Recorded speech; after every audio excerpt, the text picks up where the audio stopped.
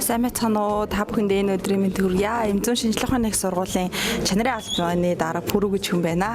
За эмзэн шинжилгээ ухааны их сургууль нь 2023 онд анх нийцэн менежментийн тогтолцоо буюу ISO 9001, ISO 21000-ыг стандартаар нэвтрүүлээд хэрэгжүүлээд одоо ажиллаж байна.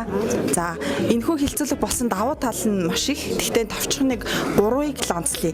За эхнийх нь болохоор дөнгөж нэвтрүүлэх гэж байгаа байгууллагууд маань яаж нэвтрүүлэх арга ухаанаа олохгүй бол стандарт нэвтрүүлсэн байгууллагуудынхаа том туршлагуудыг хуваалцаад түүнийгээ үлгэрлэн дуурайх зарчмаар хийвэл тухайн байгууллагата маш их өгөөжтэй маш цаг хугацааг нь хэмнсэн асуудал болно. За хоёрт нь болохоор хэрэгжүүлэх явцдаа асуудал гараад байгаа тийм яг энэ асуудал проблемыг яаж шийдэх гэсэн шийдэл олж чадахгүй байгаа боловсролын байгууллагууд маань бие биенээсээ туршлага солилцоод шинэ шийдэл санаа авах мөн стандартаа хөгжүүлэх цаашаа зөвхөн нэг сургуулаараа биш тийм Монгол улсынхаа хэмжээнд боловсролын байгууллагын маань ISO 21000 хэрэгжүүлсэн байгууллагуудын маань тоо өссөн тэр чигээр стандарт маань чанарч байна. Тэгэхээр стандартын чанар хөгжил бүгдээрээ хувь нэмэр оруулах түүнийхэн талаар асуудлаа хилцэхтэй бас нэг бодлогын төвшөнд ямар байгаа асуудлаа хилцэх юм чухал ач холбогдолтой хилцүүлэг болж байна. Тэгээд оролцож байгаа маш их баяртай байна.